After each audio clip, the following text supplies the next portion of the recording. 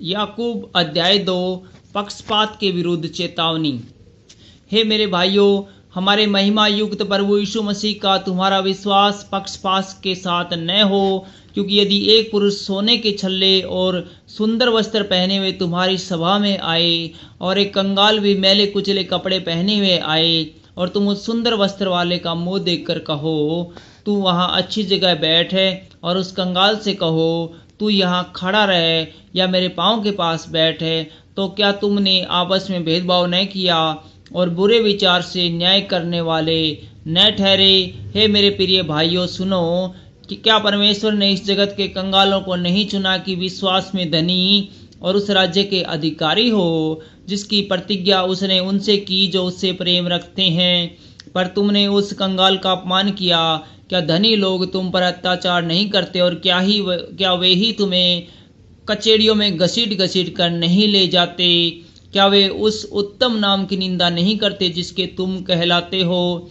तो भी यदि तुम पवित्र शास्त्र के इस वचन के अनुसार की तो अपने पड़ोसी से अपने समान प्रेम रख, सचमुच उस राज व्यवस्था को पूरी करते हो तो अच्छा ही करते हो।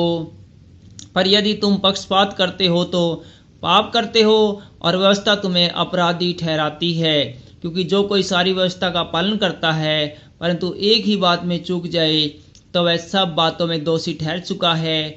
इसलिए कि जिसने यह कहा तू व्यभिचार न करना, उसने यह भी कहा तू हत्या न करना। इसलिए यदि तू व्यभिचार तो नहीं करता पर हत्या की तो भी तू व्यवस्था का उल्लंघन करने वाला ठहरा। तुम उन लोगों के समान वचन बोलो और काम भी करो जिनका न्याय स्वतंत्रता की व्यवस्था के अनुसार होगा, क्योंकि जिसने दया नहीं की उसका न्याय बिना दया के होगा। दया न्याय पर जयवंत होती है। विश्वास और कर्म।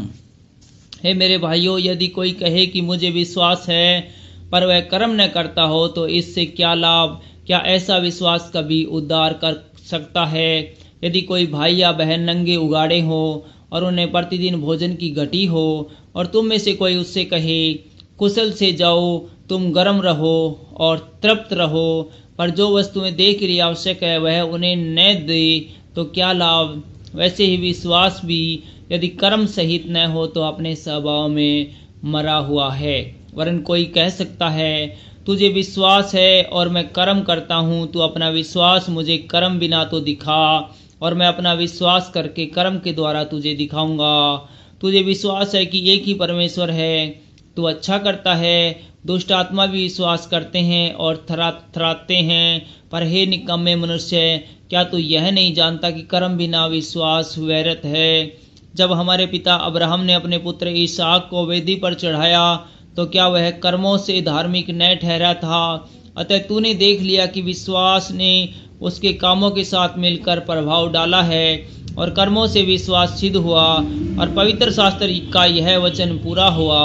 अब्राहम ने परमेश्वर का विश्वास किया और यह उसके लिए धार्मिकता गिना गया और वह परमेश्वर का मित्र कहलाया। इस प्रकार तुमने देख लिया कि मनुष्य केवल विश्वास से ही नहीं वरन कर्मों से भी धर्मी ठहरता है। वैसे ही राहब वेश्या भी जब उसने दूतों को अपने घर में उतारा और दूसरे मार्ग से विदा किया तो क्या कर्मों से धार्मिकता न ठहरी? अतः जैसे देह आत्मा बिना मरी है वैसे ही विश्वास भी कर्म के बिना मरा है।